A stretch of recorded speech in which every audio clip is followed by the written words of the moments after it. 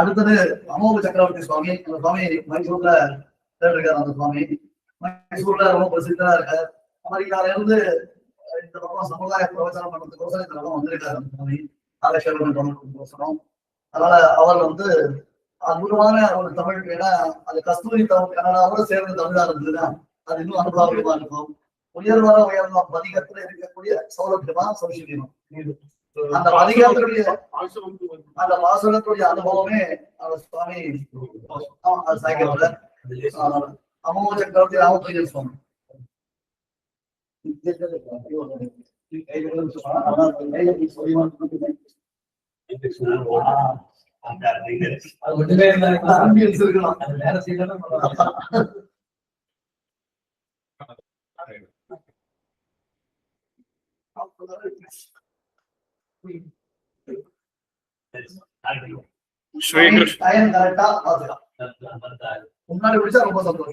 श्रीकृष्णमार्यं करुणालयन्तं वेदान्तयुग्मं समहितवन्तं वत्साभिजातं विदुषां वरेण्यं श्रीभाष्यसिंहं प्रणमामि नित्यम् अस्मद्गुरुभ्यो नमः.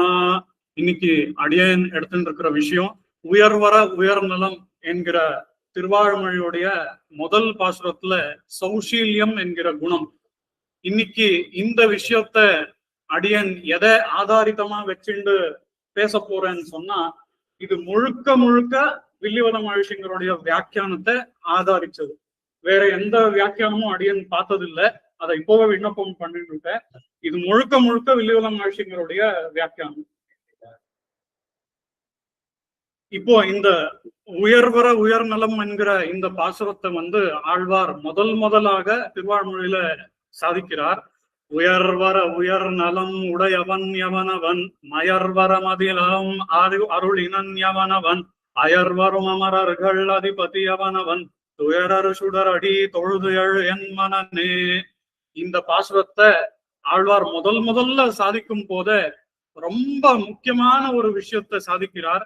அதாவது அந்த எம்பெருமானானவன் எப்படிப்பட்டவன் சொன்னா, இந்த வைதிக மதத்தை வந்து நாங்க பிரச்சாரம் பண்றோம், இதை பத்தி சொல்ல போறோம்னு சொல்லி அந்த எம்பெருமான் குணங்களை அற்றவன், குணங்களே இல்லாதவன் என்று நிறைய பேர் அப்படி வைதிக மதத்தை நாங்கோ பாலனம் பண்றோம்னு சொல்லிட்டு வந்தா, அவருக்கெல்லாம் பதிலடி கொடுக்கிற மாதிரி முதல்லயே வந்து இங்க ஆழ்வார் சாதிக்கிறார். உயர்வர உயர் நலம் சொல்லி சாதிக்கிறார். இந்த ஒரு ஃப்ரேஸ் என்ன இருக்கு, இந்த ரெண்டு பதங்கள் என்ன இருக்கு, உயர்வர உயர்நலம் என்றது, இது அவன்கிட்ட எப்படிப்பட்ட குணங்கள் இருக்குன்னா எத்தனையோ குணங்கள் நாங்க ஊகிக்க கூட முடியாது. அதேதான் அதிமானுஷத்துவத்துல எத்தனையோ ஸ்லோகங்கள்ல சுவாமி கூறத்தாழ்வான் ஆச்சரியம் படுறார் ஒரு குணத்தையும் பார்த்து. அப்படி இருக்கும் போது எண்ணில் அடங்காத கல்யாண குணங்களை உடையவன் நம்ம எம்பெருமானன் சொல்லி இங்க இந்த பாசுரத்தையும் அதுவும் முதல் ரெண்டு பதத்தாலேயே உயர்வர உயர்நலம் என்றதுனாலேயே இங்க ஆழ்வார் சாதிக்கிறார்.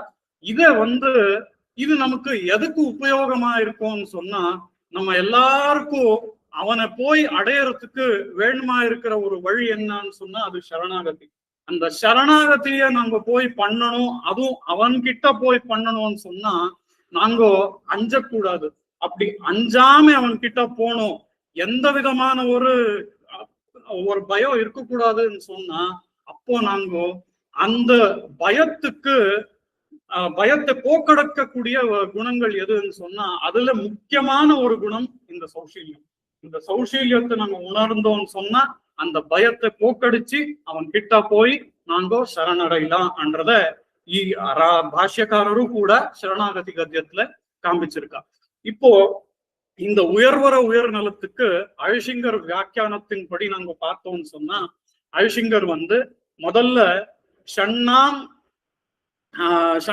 பக இதீரணான்னு சொல்லி நாங்க பாக்குற மாதிரி ஞானபல ஐஸ்வர்ய வீரிய சக்தி தேஜஸ் சொல்லி இந்த 6 குணங்களை முதல்ல எடுத்து காண்பிக்கிறார். இந்த ஞானபல ஐஸ்வர்ய வீரிய சக்தி தேஜஸ் 6 குணங்களை காண்பிச்சாலும் இந்த 6 குணங்கள் அவனுடைய கேவல பரத்வத்தை மட்டுமே காண்பிக்கிறது. அவன் எப்படி அதாவது பரவாசுதேவனா வைகுண்டத்துல எப்படி இருக்கா, அவனுடைய குணங்கள் அப்படி இருக்கு இப்படி இருக்கு கேட்டு ரசிக்கிறதுக்கு அது ரொம்பவே நல்லா இருக்கு. ஆனா இந்த பரத்வத்தை தவிர மீதி குணங்கள் நாங்க பார்த்தோம்னு சொன்னா, அதாவது சௌலபிய பரிபூர்ணமான குணங்கள் பார்த்தோம்னு சொன்னா, அப்போதான் நம்மளோட அவன் எப்படி வந்து சேர போறான்றதே நம்மளுக்கு தெரியும். நாம அவனை அணுக முடியுமா முடியாதான்றது நமக்கு தெரிய வரும். அது வரைக்கும் தெரியாது. கேவல பரத்துவம் இருந்தா நாம அவனை அணுக முடியுமா முடியாதா இதெல்லாம் கண்டிப்பா தெரியாது. அந்த மாதிரி முதல்ல இந்த உயர்வர உயர்நலத்துக்கு இந்த 6 குணங்கள் எடுத்து, பரத்துவ பரமான 6 குணங்கள் எடுத்து, அதுக்கு பிறகு 12 குணங்கள், அதாவது வாத்சல்யம், சௌஷீல்யம், ஆர்தவம், ஆர்ஜவம், இப்படி சௌஹார்தம், சாமியம், காருண்யம், மாதுரியம், காம்பீரியம், ஔதாரியம், சாதுரியம், ஸ்தைரியம்னு சொல்லி இப்படி முக்கியமான ஒரு சில 12 குணங்களை இங்க ஆயுஷிங்கர் எடுத்து காண்பிச்சிருக்கார்.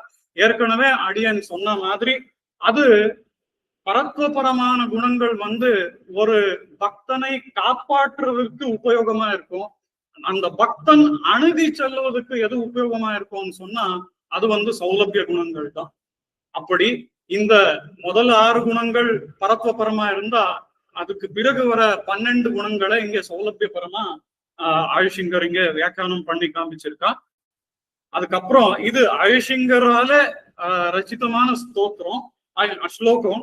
சௌஷீல்யம் சாபி வாத்சல்யம் ஸ்ரேஷ்டௌ பகவதௌ குணௌ ஆஸ்ரிதானாம் சங்கிரகாய கல்பேதே இதி நிஷ்டிதம் அனயோச்சிந்தனேனைவ நிர்பீகாக ஆஸ்திகாக ஜனாக ஆஸ்ரயேரம் ஹரிம் நூனம் இதி தௌ வரணதாவிகன்னு சொல்லி இங்க வரணதாவிகன்னு சொல்லி இங்க ஆயுஷிங்கர் இந்த ஸ்லோகத்து மூலமா காண்பிக்கிறார். அதாவது இந்த 12 குணங்களை வியாக்கியானம் பண்ணிட்டு போகும்போது ஆயுஷிங்கர் 2 குணங்களுக்கு வியாக்கியானம் பண்றான். அதுல 2 குணங்கள் எதை எடுத்துட்டு இருக்க ஆயுஷிங்கர்ன்னு பார்த்தோம்னா சௌஷீல்யம் அப்புறம் வாத்சல்யம், இந்த 2 குணங்களை ஆயுஷிங்கர் எடுத்துட்டு இருக்கான். அதுக்கு ஒரு ஸ்லோகத்தை தான் இப்போ நாங்க பார்த்தோம். இப்போ கீழே இந்த சௌஷீல்யத்துக்கு உண்டான ஒரு லட்சணத்தை நாங்க பார்க்கலாம்னு சொன்னா அது என்னன்னா, சௌஷீல்யமாவது தான் சர்வாதிகனாய் வைத்து தண்ணியரான நிஷாத வானர கோபாலாதிகளோட நிரந்தர சம்ஸ்லேஷம் பண்ணுகை சொல்லி இந்த ஒரு வாக்கியம் ஆயுஷிங்கர் எடுத்து காண்பிச்சாலும் மூலமா இதை வந்து துவயாதிகாரத்துல சுவாமி தேசிகன் எடுத்து காண்பிச்சிருக்கா. அப்படி சுவாமி தேசிகன் சௌஷீல்யம் பண்றதுக்கு துவயாதிகாரத்துல என்ன எடுத்து காண்பிச்சிருக்காளோ அதேதான் நாங்க இங்க ஆயுஷிங்கர் நமக்கு எடுத்து காண்பிச்சிருக்கா. அதோட நம்மளுக்கு இங்க அடியன் நிரந்தர சம்ஸ்லேஷம் நிரந்தர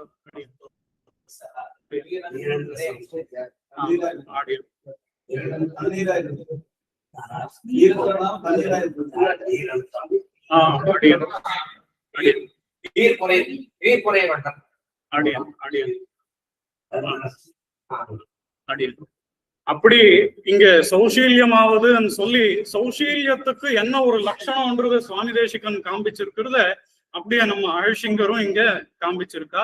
அதே மாதிரி ஏற்கனவே சொன்ன மாதிரி இந்த சௌஷீல்யம் பண்றதை ஒருத்தன் உணர்ந்தான்னு சொன்னா எந்த மாதிரியான ஒரு மாற்றம் அவனுக்குள்ள ஏற்படுறதுன்றதுக்கு இந்த ஒரு பாசுரம் அதுக்கு சான்று. இதை நாங்க பார்த்தோம், இந்த பாசுரத்தை நாங்க பார்த்தோம்னு சொன்னா, அம்மான் ஆழ்பிரான் அவன் எவ்விடத்தான் வாய்க்கின்று வாய்க்கும் கண்டீர் கைமா துன்பு ஒழ்த்தாய் ஒன்று கைத்தலை பூசலிட்டு மெய்மாலாய் ஒழிந்தேன் எம்பிரானும் என் மேலானேன்னு சொல்லி இந்த பாசுரத்துல ஆழ்வார் திருவாழ்மொழியில வந்து தன்னை நீச்சனா காண்பிச்சிருக்கா. அந்த நீச்சனா காண்பிக்கிறதோட அங்க முக்கியமா நாங்க பார்க்க வேண்டிய ஒரு விஷயம் என்னன்னு சொன்னா, அந்த சுதர்சனாழ்வான் எப்படிப்பட்டவன் சுதர்சனாழ்வான் சொன்னா, சுதர்சனாழ்வான் கிட்ட மறுபடியும் 16 ஆயுதங்கள் நாங்க பார்க்கலாம். அது மட்டும் இல்லாம கோட்டி சூரிய சமப்பிரபந்தம் சொல்லி அந்த சுதர்சனாழ்வான வர்ணிக்கிறத பார்க்கலாம். அப்படிப்பட்ட சுதர்சனாழ்வான வைத்து கொண்டிருக்கிற அந்த எம்பெருமான் எங்கே, அதிநீச்சனான நான் எங்கேன்னு சொல்லி இங்கே ஆழ்வார் சாதிக்கிறார். இங்க ஆழ்வார் தன்னை எதுக்கு நீச்சனாக காண்பிக்கிறார் சொல்லி இங்க ஆயுஷிங்கர் வியாக்கியானம் பண்றார். அப்போ ஆயுஷிங்கர் சொல்றார், ஆழ்வார் தன்னை பிறப்பாலும் நீச்சலாம் நினைத்திருக்கலாம், இல்ல குலத்தொழிலாலும் நீச்சனான் நினைத்திருக்கலாம், அதற்காக தன்னை நீச்சனான் நினைத்து இங்க அனுசந்தானம் பண்ணிருக்கான்னு சொல்லி அழிசிங்கருடைய வியாக்கியானம். அதன்படி நாங்கோ இந்த ஒரு பாசுரத்தால என்ன பார்க்கிறோம்னு சொன்னா, அவன் அப்படிப்பட்ட ஒரு சக்கராயுதத்தை வச்சிருந்தாலும் கூட, அது அவன் கையில இருந்தாலும் கூட, அதிநீச்சனான எம்மேலேயே அவன் கருணை பொழும் போது எந்த நீச்சர்கள் மேலே ஆனாலும், அதாவது ஆசிரித்த நீச்சர் மேலே ஆனாலும் அவன் கருணை பொழுகிறான் என்றுதான் இந்த பாசுரத்துல இருந்து நம்மளுக்கு தெரியுது. அதோட இப்போ நாங்க இன்னொரு ஒரு விஷயத்தை பார்க்கிறோம். இன்னொரு விஷயத்தை பார்த்தோம்னா, இது ராமாயணத்துல இருந்து, ராமாயணத்துக்கு போறதுக்கு முன்னாடி இங்க கலியன் சாதிக்கிற ஒரு பாசுரத்தை பார்க்கலாம். இது ரொம்ப பிரசித்தமான பாசுரம் தான், எல்லாருக்கும் தெரிஞ்சிருக்கிற பிரசித்தமான பாசுரம். ஏழை ஏதலங் கீழ்மகன் என்னாது இறங்கி மற்றவர்க்கு இன்னருள் சுரந்து மாழைமான் மட நோக்கி முன்தோழி உம்பி எம்பி என்று ஒழிந்திலை உகந்து என்று சொல்லி இங்க பெரிய திருமொழியில கலியன் சாதிக்கிறத நாங்க பார்க்கிறோம். இங்க கலியன் இத சாதிச்சாலும் எப்படி ஆரம்பத்திலேயே அடியேன் சொன்னேனோ, அதாவது கூறத்தாழ்வான் எப்படி ஆச்சரியப்பட்டாரோ அந்த அதிமானுஷமான குணங்களை எல்லாம் பார்த்து, இங்கேயும் கூட அப்படியே கலியன் இந்த குஹனுடைய சம்ஸ்லேஷத்தை பார்த்து அப்படியே ஆச்சரியம் படுறார்.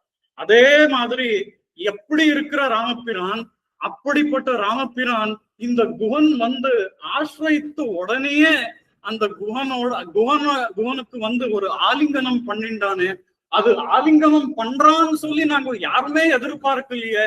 இப்படிப்பட்ட ராமபிரான் உடனே போய் அது குஹனோட ஆலிங்கனம் பண்றான்னு எதிர்பார்க்கலையேன்னு சொல்லி அங்க வியப்போட சாதிக்கிறார் கலியன். அந்த வகையில நாங்கோ இந்த பாசுரத்துல ஏழை ஏதலன் கீழ்மகன் என்ற இந்த பாசுரத்துல நாங்க பார்க்கக்கூடியது, எந்த வித்தியாசமும் இல்லாம யாரானாலும் சரி அவ ஆசிரித்தாலே போரும், அவளுக்கு அவன் அருள் பொழிகிறான் என்றத நாங்க இங்க பார்க்கிறோம். இதே ஸ்லோகத்தை, அதாவது நாங்க ராமாயணத்துல பார்த்தோம்னு சொன்னா, குஹேன சகிதோ ராமஹா லக்ஷ்மணேன ச சீதையான்னு சொல்லி வால்மீகி சாதிக்கிறார். இதுல இந்த ஸ்லோகத்துல நாங்க பார்த்தோம்னு சொன்னா, குஹனோட சேர்ந்ததை சொன்னாலே போதுமா இருக்கும்.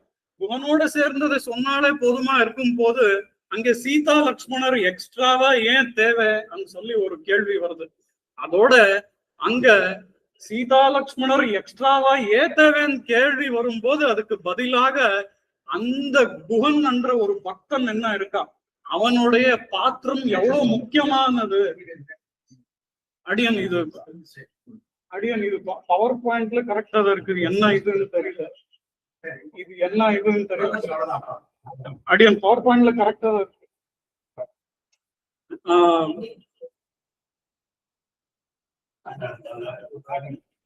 அப்படி குஹனோட பாத்திரம் எவ்வளவு முக்கியமானது என்று காண்பிக்கிறதுனால அங்க சீதை அப்புறம் லக்ஷ்மணனை அங்க வால்மீகி சொல்றார். அந்த மாதிரி குஹனோட சேர்வது, அந்த சம்ஸ்லேஷம் அவ்வளவு முக்கியமானது. அதுக்கு முன்னாடி நம்ம பூர்வாச்சாரியரோட வியாக்கியானத்தை பார்த்தோம்னு சொன்னா, ராமன் தனிமையில இருந்தான் சொல்லி பூர்வாச்சாரியருடைய வியாக்கியானம்.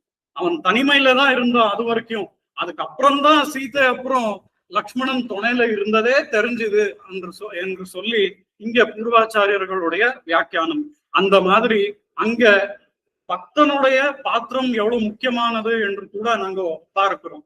இதோட இங்க இது அழிசிங்கருடைய மூல வியாக்கியானம். ஸ்ரீ குஹனோடு சேர்ந்த பிறகுதான் இவர்களுடன் சேர்ந்தது நெஞ்சில் பட்டது. ஆகவேதான் வால்மீகி திருவுள்ளத்தை, அதாவது பெருமாள் திருவுள்ளத்தை நன்கு அறிந்தவராகையாலே குஹேன சகிதோ ராமஹா என்று இவ்வளவோடு நிற்காமல் லக்ஷ்மணேனச்ச சீதையா என்று சொன்னார் என்கின்றனர் பூர்வாச்சாரியர்கள் என்று இங்க நாம் அழிசிங்கர் காண்பிக்கிறார். இந்த மாதிரி இப்போ எப்படி ஒருத்தாலும் அந்த ராமபிரான் தன்னுடைய ஒரு காட்டுக்கு போகும்போது ஒத்தாளா சேர்த்துட்டு போனான்றத நம்ம பார்த்தோம்னா அது கம்பராமாயணத்திலையும் நம்மளுக்கு கிடைக்கிறது.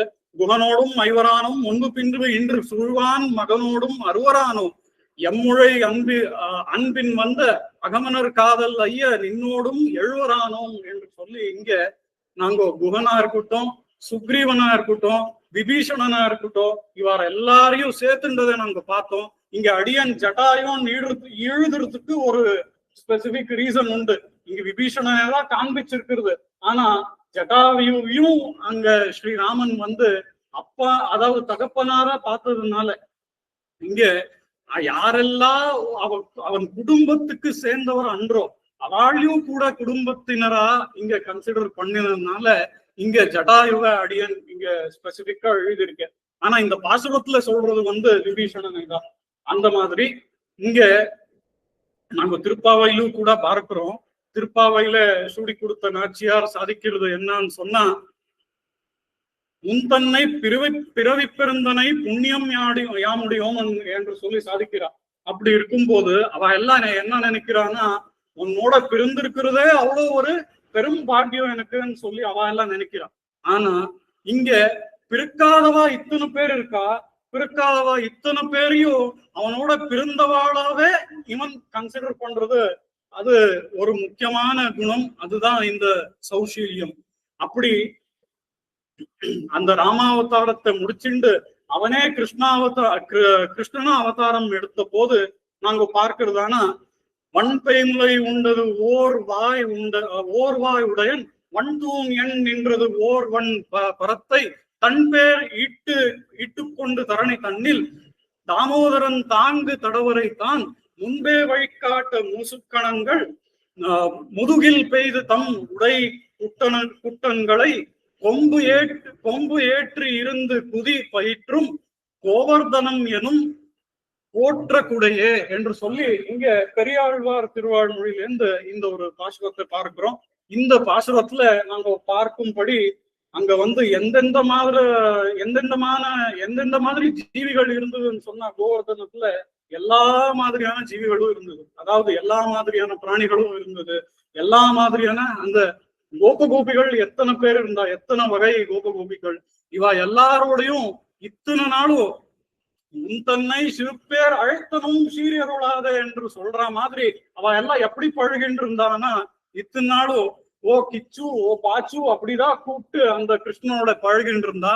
இப்போ அந்த கிருஷ்ணன் என்ன பண்ணான்னா, ஒரு கையால, அது ஒரு விரலால, கையை கூட கிடையாது, ஒரு விரலால அந்த கோவர்தனத்தை எடுத்தது பார்த்துட்டு இவாளுக்கு எல்லாம் ஒரே வியப்பு. அப்படி வியப்பு வந்த போது, நீ யாரு கிருஷ்ணா, நீ எங்களோட இருந்தவன் கிடையாதா, எங்களோட பிறந்தவன் கிடையாதா, நீ எங்கேருந்து வந்தவன் கிருஷ்ணா என்று சொல்லி அவ வியக்கும் போது அந்த கிருஷ்ணன் அதுக்கு பதில் கொடுக்கிறான், நான் உங்களோடதான் இத்தனை நாளும் நீங்க கூப்பிட்டு இருந்த அந்த கிச்சு பாச்சு எல்லாம் நான் தான் சொல்லி அவன் சொல்லி அவளை கன்வின்ஸ் என்ன பண்றான். அதேதான் நாங்க இந்த பாசுரத்துல கோவர்தன தாரணத்துல பார்க்கிறோம். அந்த மாதிரி அவனோட சௌஷீல்யமும் இந்த பாசுரத்தின் மூலமாக நம்மளுக்கு தெரியுது. இதோட இன்னொரு இடத்துல எங்க அவனோட சௌஷீல்யத்தை நாங்க பார்க்கலாம் சொன்னா, கிருஷ்ணாவதாரத்திலேயே அவன் வந்து தேரோட்டியா இருக்கும் போதும் அதோட அப்படியே தூதவனாகி அந்த பாண்டவர்களுக்காக நடந்து சென்றானே, அப்பவும் கூட அவனோட சௌஷீல்யத்தை நம்ம பார்க்கலாம். அத இந்த திருவாமொழி பாசுரத்தால ஆழ்வார் அருளி செய்கிறார். என் நெஞ்சத்து உள்ளிருந்து இங்கு இரும் தமிழ் நூல் இவை மொழிந்து வல் நெஞ்சத்து இரணியன் மார்பு இடந்த வாட்டாற்றான் மண்ணஞ்ச பாரதத்து பாண்டவருக்காக படை தோட்டான் நல் நெஞ்சே நம் பெருமான் நமக்கு அருள் தான் செய்வானே என்று சொல்லி இந்த ஒரு பாசுரத்தால ஆழ்வார், இது எதுக்காக நாங்க இங்க சௌஷீல்யத்தை பார்க்கிறோம்னா, சௌஷீல்யத்தினால அவன் வந்து நம்மோட ரொம்ப சுலபமா சகஜமா பழகுறான்றதை இவ்வளவு நேரம் பார்த்தோம். இப்போ இது அடுத்த கட்டம். அதேதான் அங்க அழிசிங்கர் அவருடைய வியாக்கியானத்துல ரொம்ப நல்லா காண்பிக்கிறார். இத்தனை வரைக்கும் பழகுறது தான் காண்பிச்சா, பழகின பிறகு என்ன பண்றான்றத இந்த ஒரு பாசுரத்தினாலே இதனால காண்பிக்கிறார் அழிசிங்கர். அது என்னன்னு சொன்னா, பழகி எல்லாம் ஆயிடுத்து, இப்போ நான் அவன் கிட்ட இந்த சௌஷீல்யம் இருக்குன்றதையும் நான் உணர்ந்துட்டேன். அதுக்கப்புறம் அவன் என்ன பண்றான்னு சொன்னா, எப்படி அர்ஜுனனுக்கு தேரோட்டியா வந்து அந்த தேரோட்டியா இருந்தானோ அதே மாதிரி எப்படி பாண்டவர்களுக்கு தூதனாகி அவர் காரியங்கள் எல்லாம் செய்து கொடுத்தானோ அந்த மாதிரி நாங்களும் போய் அவனை ஆசிரியித்தால் நம்ம காரியங்களையும் அவன் பண்ணி கொடுப்பான்ன்றத இந்த சௌஷீல்யத்துல அடுத்த கட்டமாக இங்க அழிசிங்கர் நமக்கு காண்பிக்கிறார். அந்த வகையில அவன் ஒருத்தர் ஆசிரியித்தான் பெருமாளன்னு சொன்னா அவர்களுக்காக எந்த காரியமும் கூட பண்ணுவான்ன்றதுக்கு இந்த ஒரு உதாரணம். அப்படியே இந்த சௌஷீல்யத்தினால நமக்கு என்ன பிரயோஜனம்ன்றத ஆரம்பத்திலேயே சங்கிப்தமா அடியேன் சொன்னேன். ராமானுஜருடைய சரணாகதி கத்தியத்தின் பத்தி சொல்லும் போது அதுல நாங்க பார்த்தோம்னு சொன்னா இந்த சௌஷீல்யமானது எம்பெருமான் கிட்ட இருக்கு நாங்க புரிஞ்சுண்டாதான். அதாவது சௌலபியபரமான 12 குணங்களை ஆரம்பத்துல நாங்க பார்த்தோம். அதுல ஒரு குணமானது இந்த சௌஷீல்யம். இந்த ஒரு குணம் அவன் கிட்ட இருக்குன்னு சொல்லி நாங்க உணர்ந்தோம்னு சொன்னா அப்போதான் நமக்குள்ள அந்த மகா விஸ்வாசம், அதாவது சரணாகதிக்கு தேவையான ரொம்ப முக்கியமான ஒரு அங்கம், அது நமக்குள்ள அதிகரிக்கும். அப்படி அந்த மகா விஸ்வாசம் அதிகரித்த பிறகு நாம் அவனை போய் அணுகலாம். அப்போ அது வரைக்கும் நமக்கு ஒரு பயம் இருந்தே இருக்கும். அதனாலேயே இந்த சௌஷீல்யம் நமக்கு உபயோகமானது.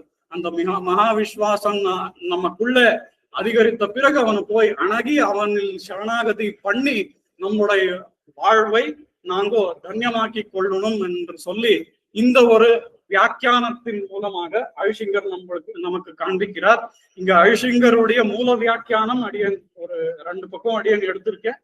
பட் இந்த முழுசாவே இந்த பிரசன்டேஷன் முழுக்காவே இது அழிசிங்கருடைய வியாக்கியானமே பேஸ் பண்ணினது. ஏதாவது பிழைகள் இருந்தா க்ஷமிக்கணும். கவிதார்க்கிக சிம்ஹாய கல்யாண குணசாலினே வினதே வெங்கடேஷாய வேதாந்த குருவே आदित्य पुष्पोभंग पंचान पराक्रमः श्रीमान् वेंकटनाथार्य स्थिरं विजयतां भुवि अस्मद्गुरुभ्यो नमः. अमोघ चक्रवर्ती अमोघ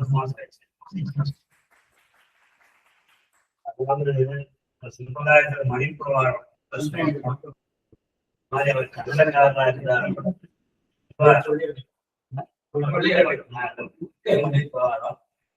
அதுல என்ன ஒரு ஆச்சரியம்னா நம்ம வந்து ஸ்லோகம் இருக்கு, புத்தேகே சரணகாரணம்.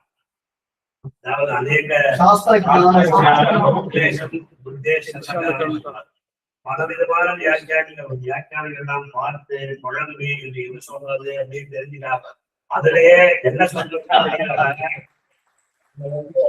தவிர்த்து போறோம்.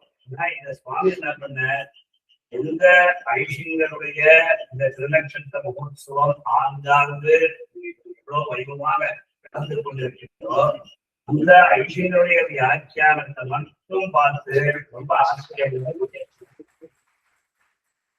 ஒரு பெரிய ஐஷிங்க கோவிந்தராஜன் மங்களாசாசனத்தில் எழுந்துள்ளார். அவருக்கு அச்சையில அவ்வளவு ஈடுபாடு. சரி, அங்கிருந்து கோவிந்தராஜன் சேமிச்சுட்டே இருக்கேன். அந்த டீச்சிங்ல என்னன்னா வந்தாரா போனாரா மரியாதை போயிட்டே இருக்கணும். ரொம்ப நாள் செய்யக்கூடாது. காஞ்சிபுரம் ஸ்ரீரங்கம் இடங்கள்லாம் தெரியாது. ஒரு இடத்துல போனா எத்தனை நாள் சேமிச்சுட்டே இருக்கான். அந்த ஆயிரத்தி இப்ப ஏபிஎன் சுவாமி 5 நிமிஷம் தான் அவங்க டவுட் கொஞ்சம் அத்தியட்சர்கள் 5 நிமிஷம் சொன்னார். 3 பேருக்கும் கடந்த 5 நிமிஷமா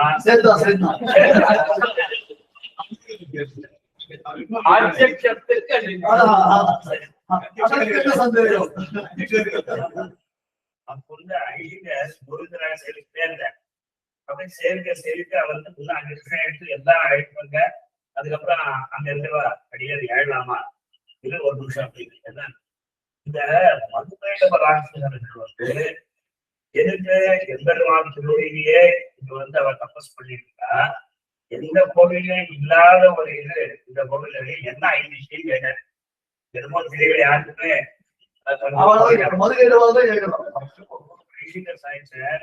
நம்ம எப்பொழுதுமே தாயார் தான் சொல்லிட்டு இருக்கோம். தாயாருக்கு தான் எம்பெருமான் பாசவர் கட்டே இருக்காங்களோ. ஆனா அரக்கர்களும் அவாளும் வந்து எம்பெருமானை அவர் உத்தேசம் பண்ணி அவாளும் தபஸ் பண்ற 2 பேருமே எம்பெருமானுக்கு வேண்டியவர்களாதான்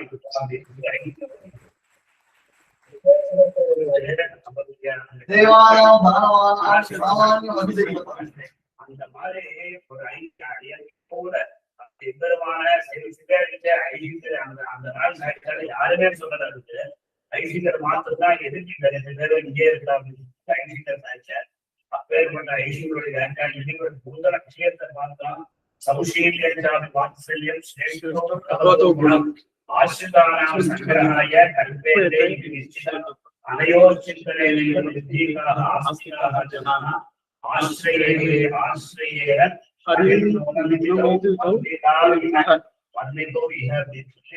அந்த ரெண்டு பேர்களை வந்து ரொம்ப சௌஷீல்யத்தை பத்தி மகத்துவம் வந்து சக நிரந்தர சம்ஸ்தேகாங்க சுவாமி தேசிகர் உபயஸ்லோகத்துல நிஷாதானாம் ராமகிருஷ்ணாதி அவதாரங்கள்தான் இது விசேஷமா பார்க்கலாம் அப்படின்னு சொல்லி அடுத்தவருக்கு நான் வந்து அடியருடைய அந்த கயத்தை கொடுத்துறேன். நான் சொன்னேன் ஓரொன்றுதானே அமையாதோ ஒரே வியாக்கியானத்தை வச்சுட்டு ஒரே ஒரு பாசுரத்தை ஒழுங்காக அழகாக நமக்கு இருக்கக்கூடாது. அது ஒரே குணம். எங்கிருந்து ஐசிங்கர் எடுக்கிறதுக்கு மூலம் என்ன இருக்கு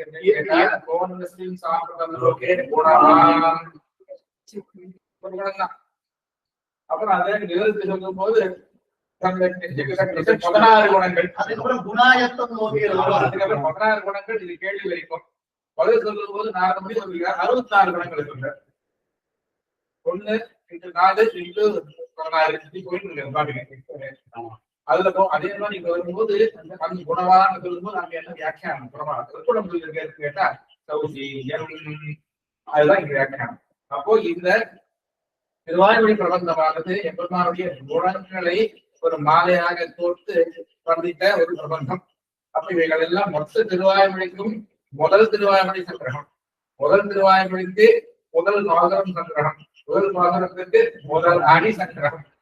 அந்த சங்கிரகமா இருக்கக்கூடிய விஷயம் எது அப்படின்னு கேட்டா சௌஷீல்யம். அது ரொம்ப அழகா சுவாமி சாதிச்சது. அதை பற்றி நான் சொல்ல தேவையில்லை, அவளே சாதிச்சிட்டாரு. இதெல்லாம் அனுபவித்தோம். அடுத்தடுத்த பக்தாக்களை அனுபவித்து பார்த்துக் கொண்டு நம்ம ரொம்ப நாளா பார்த்துருக்கோம். ஸ்ரீபாஷ்யம் கேட்ட 4வது அத்தியாயம் முதல் பாடத்தை அத்தனை சூத்திரத்தையும் போன வருஷம் ஒரு இப்ப முதல் தரமா சொல்லியிருக்கேன். சௌஷீல்யம் ரொம்ப அழகா ரெண்டு விஷயத்துல எது ஒண்ணு வேஷம் எது ஒண்ணு தெரியுமா? அர்த்தம் தான் வேஷமா. சௌஷீல்யங்கிற ஒரு சுவாபாகமான அர்த்தம் தான் வேஷம் போட்டுருவாங்க. ஏன்னா அந்த குருவுக்கு அர்த்தம் இருக்குன்னா கலத்தம் வேஷம் போட்டாங்க. அது வந்து வேற வழியில பண்ணி ஆகணும். சௌஷீல்யம் தன்னுடைய ரொம்ப பயப்படா அதுக்காக பிராட்டியை கை கொண்டு வச்சிருக்காங்க. வச்சிருக்கிறது பிராட்டி அவர்களுக்கு பிரியாதவர்கள் இருந்தான். இவருக்கே என்ன ஆசைன்னா பிராட்டிகளை தள்ளி போயிட்டாங்க, இப்படி சௌஷீல்யத்துக்கு வாழணும். அதுக்காக அவனை கொண்டு வச்சிருக்காங்க. சௌஷீல்யம் வந்து ரொம்ப அழகா இருக்கு. சொன்ன மாதிரி கன்னடத்தை படிப்பாடு ரொம்ப அழகா இருக்கு.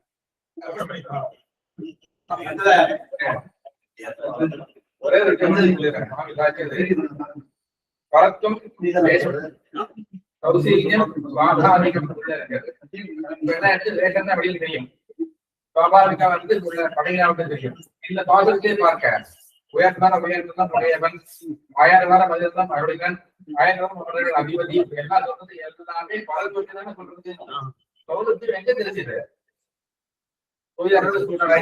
அடியில 4வது அடியில் இருக்கக்கூடிய அடியை சொல்லி எப்படி காட்டணும் அப்படின்னு கேட்டால் திருவாராயணத்துடைய வியாக்கியானத்தை பார்த்தோம்னா ஒவ்வொரு பாகம் வியாக்கியானத்திலையும் முதல் பாகத்துக்கு வியாக்கியானம் சொல்லும்போது இல்லையா, அடுத்த பாகம் ஒவ்வொரு பாகத்துக்கும் இதுதான் விடைமுற்றாக எல்லா பாகத்தையும் சேர்த்து திருவாயூர் ஒவ்வொரு பாகத்துக்கும் 5, 6, 7 இந்த 3 பாகம் தவிர்த்த எல்லா பாகத்தையும் இதுதான் வந்து ஒவ்வொரு குணங்களை சொல்லி அப்படிப்பட்ட ஒவ்வொரு பாகத்தும் வியாக்கியானம் இருக்காரு.